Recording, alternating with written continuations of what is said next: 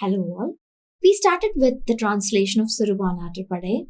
We started traveling with a group of minstrels towards Oimaan kingdom, ruled by King Nalliyakodan. The poet has given his description about the journey, about the two groups of minstrels, the beautiful lady minstrels who accompanied them, and he also started comparing Oimaan kingdom and Nalliyakodan's rule with that of the Cheras, Pandyas, and Cholas. He has given a statement that King Nalliyakodan was better than the other three. He's not stopping with that. He's going to take us into deeper history of ancient Tamil literature. He's going to give us small hints or a peep into 7 different other kings who are known for their extreme generosity. I'm not talking about just giving alms. I'm not talking about giving patronage alone. We are going to deal with 7 special people, and the poet says that King Nalliyakodan is better, or rather he's altogether the best when compared to the 7 magnanimous kings whose names are etched in the history of Tamil literature. We shall move ahead with the poem. கடையெழு வள்ளல்களின் சிறப்பு, the 7 royal Samaritans. According to Tamil literature, there were 7 kings who actually ruled different parts of southern India. They are Pagan, Pari, Kari, Andiran, Adigan or Adiyaman, Nalli, and Ori. The poem is going to give a brief introduction to each of the kings, and he's going to compare their generosity or generous acts with Nalliyakodan. Pagan. வானம் வாய்த்த வளமலைக்கவா காணமஞ்ஞை கலிங்கம் நல்கிய அருந்திரல் அணங்கின் ஆவியர் பெருமகன் பெருங்கல் நாடன் பேகனும். When the sudden showers sweat the bedazzled plumes, he who cloaked the lovely wet fowl, the brave, bold, and bountiful of the Aviyar clan, ruler of tall peaks, Pagan too. King Pagan ruled a province named Avinankudi, which is the present Parani, and they were people who took care of cows.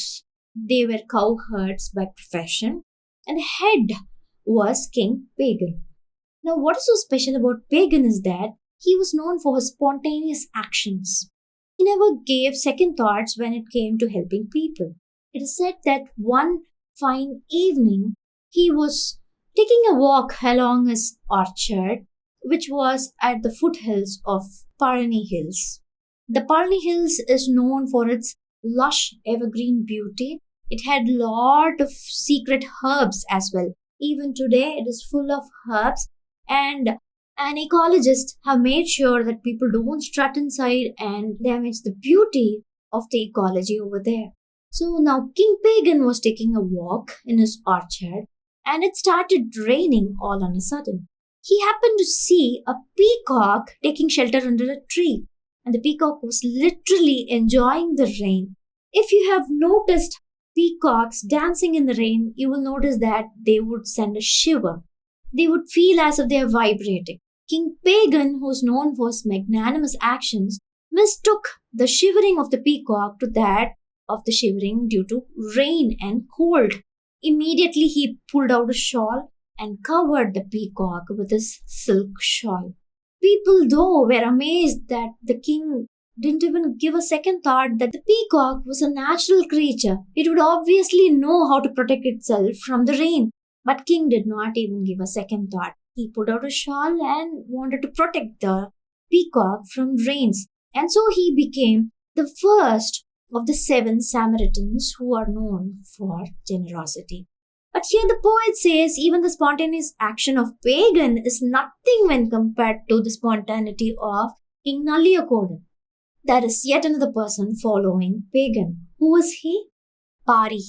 சுரும்பு உண நறுவி உரைக்கும் நாக நெடுவழி சிறுவி முல்லைக்கு பெருந்தேர் நல்கிய பிறங்கு வெள்ளருவி வீழும் சாரல் பரம்பின் கோமான் பாரியும். To quench those thirsty bees, the path tidely dotted with fragrant ironwood trees, he who left his royal carriage for the slender jasmine creepers, the ruler of crashing cascades of the moist mounds of Parambil, Pari too.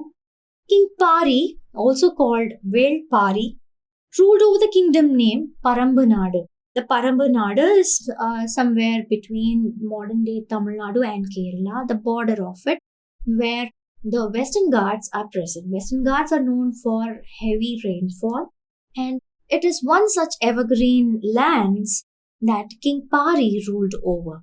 One day, King Pari was walking across the forest. It was a very tiresome day after a hunt, and Pari left his chariot to take a drench in the river nearby. And he was feeling thirsty as well, so he wanted a drink.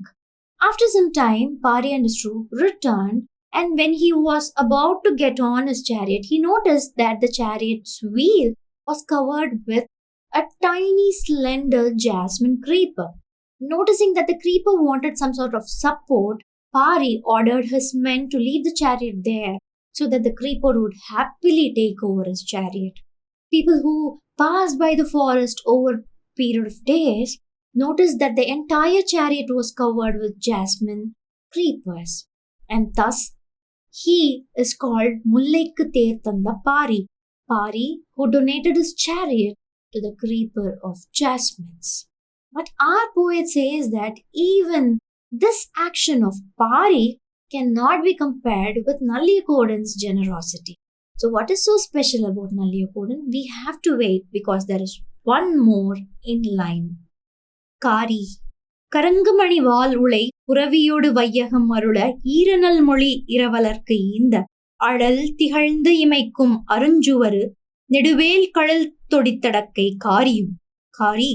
Ringo bells, swishing tails of whitest horse of the world, or a benevolent heart of sweetest words that always gave, raging, fairy, menacingly long spear, strongest arms that held it expertly, Kari also. Malayaman Tirumudi Kari.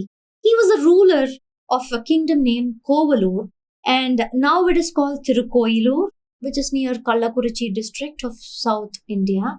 He was one of the minor chieftains. Now, Kari came from a clan who often accompanied kings who ruled over larger kingdoms. He and his people were known for their daring feat and their extreme bravery on battlefronts. So, Kari was often bestowed with a lot of gifts from the kings who turned victorious just because Kari and his troop backed them up. Kari was not at all selfish. He often distributed or always distributed what was given to him as gifts to people who came to him in search of patronage or people who came seeking alms. And so the poet says that Kari is lesser when compared to the unselfish attitude of Nalliyakodan. So we are going to deal with a very great king who is better than pagan, better than Pari, better than Kari, and there are 4 more Samaritans who are etched in ancient Sangam literature. We shall have to wait until the next part. Thank you.